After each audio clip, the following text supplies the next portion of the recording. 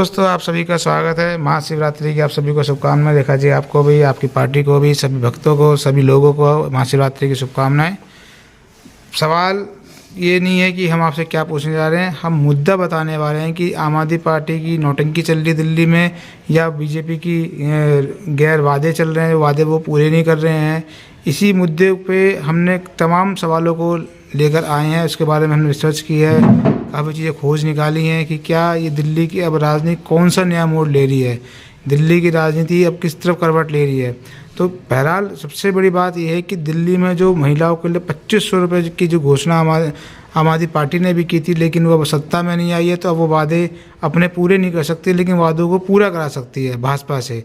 भाजपा ने 2500 रुपये देने की गारंटी की थी, 2500 रुपये दिए जाएंगे महिलाओं को, हर महिला को दिल्ली में, लेकिन उसको लेकर अभी तक ऐसी कोई योजना तैयार नहीं हो पाई है कि किस तरीके से महिलाओं को 2500 रुपये दिए जाएंगे।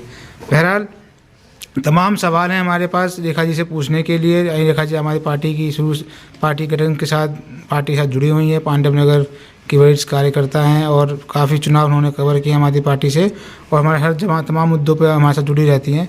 तो रेखा जी, क्या बीजेपी वादा खिलाफ़ी कर रही है? आम आदमी पार्टी कह रही है कि बीजेपी वादा खिलाफ़ी कर रही है। जो 2500 रुपये की जो घोषणा की थी वो अभी तक की नहीं है, और 2500 रुपये जो इनको वो महिला को दिल्ली में देने थे, उसको लेकर कोई योजनाओं के लेकर कोई घोषणा नहीं की है कि कैसे किस तरीके से 2500 दिए जाएंगे। सभी को बहुत नमस्कार और महाशिवरात्रि की हार्दिक शुभकामनाएं। देखिए, बीजेपी अपना वादा पूरा करती कब है? वो तो कभी नहीं करती। अभी तक तो हमारे खाते में 15 लाख आए नहीं है, जो 10 साल से भी ज़्यादा हो गया सेंट्रल गवर्नमेंट को रहते हुए। तो बीजेपी तो कभी अपना वादा पूरा करती नहीं है, बस तो इलेक्शन के लिए जुमले छोड़ती है और कहती है हाँ, हम अगर आते दिल्ली की सत्ता में तो हम जरूर 2100 रुपये महिलाओं को देते और सम्मान राशि उनको हम देते, लेकिन मुझे उम्मीद नहीं है कि बीजेपी देगी। अगर वो देगी भी तो इतने ज़्यादा उसने कंडीशन लगा रखे हैं उसमें कि मुश्किल है कि कोई भी महिला उसको हासिल कर सके। तो अगर आम आदमी पार्टी की सरकार आती तो केजरीवाल फिर कैसे दे पाते? देखिए, केजरीवाल जी जो है वो उसके इनकम टैक्स ऑफिसर रहे हैं और उनको एक स्ट्रेटेजी मालूम है कि कहाँ से हमें रेवेन्यू लेना है, कहाँ से हमें खर्च करना है और कैसे खर्च करना है। तो ये सारी चीज़ें तो एक पॉलिसी होती है, एक प्लानिंग होती है। बिना प्लानिंग के आप किसी चीज़ को अनाउंस नहीं कर सकते। उन्होंने बीजेपी वालों ने कह तो दिया कि हाँ जी हम देंगे, हम 2500 2100 की जगह 2500 देंगे।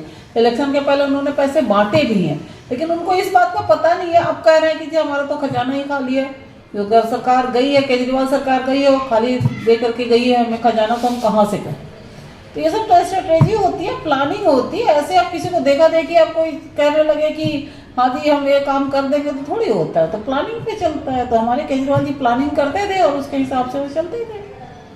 अब इसमें कि जो बीजेपी ने कहा है कि भाई खजाना खाली है, तो क्या वाकई में बिल्कुल खजाना खाली करके गई है पुरानी पार्टी? नहीं, पार्टी के लिए कुछ नहीं छोड़ा। देखिए, जब केजरीवाल सरकार आई थी तो 330,000 करोड़ का बजट था, आज 77,000 करोड़ का बजट है। तो फिर आप कैसे कह सकते हैं ये खजाना खाली है? टैक्स तो आता ही है लोगों को। अब दूसरा इसमें सवाल ये है कि सीएजी रिपोर्ट को आने के लिए विधानसभा सत्र चल रहा है और काफ़ी आम आदमी पार्टी की तरफ से नारेबाजी हुई हैं। आतिशी का कहना है कि बाबा साहब अम्बेडकर और शहीद भगत सिंह की तस्वीरें सीएम कार्यालय विधानसभा परिसर सबसे हटा दी गई हैं। वहीं बीजेपी का कहना है कि तस्वीरें हटाई नहीं गई हैं, तस्वीरें सिर्फ दूसरी जगह शिफ्ट की गई हैं उसी रूम के अंदर। तो किसकी बात सही है, किसकी बात गलत है? इस मुद्दे को आप किस तरह से देखते हो? ये मुद्दा सबसे ज़्यादा बना हुआ है, उसी मुद्दे के कारण विधानसभा से आम आदमी पार्टी के 22 में से 21 विधायक को अगले 2 दिन के लिए निलंबित कर दिया। देखिए, ये सारी चीज़ें जो है बीजेपी का बहाने होते हैं, बहाने हैं, और कहीं ना कहीं दूसरे मुद्दों पर लोगों का ध्यान भटकाती है और अपने मतलब का काम निकालती है। तो ये सारी चीज़ें जो है वो ध्यान भटकाने वाली है कि फोटो, ठीक है उन्होंने फ़ोटो उतारा है, तस्वीरें उतार दी है, पिक्चर, ये तो सही है, नहीं होना चाहिए। देखिए, हर आदमी की अपनी एक रिस्पेक्ट है, जो हमारे पुराने स्वतंत्रता सेनानी है उनकी एक रिस्पेक्ट है, उसको हम डिनाई नहीं करते।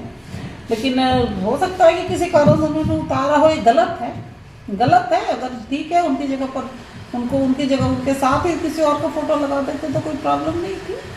लेकिन रही बात सस्पेंड करने की, तो ये तो उनका पुरानी आदत है कि बाहर भगाओ और अपना मतलब का काम निकालो। मेजोरिटी में है वो तो कुछ भी कर सकते हैं।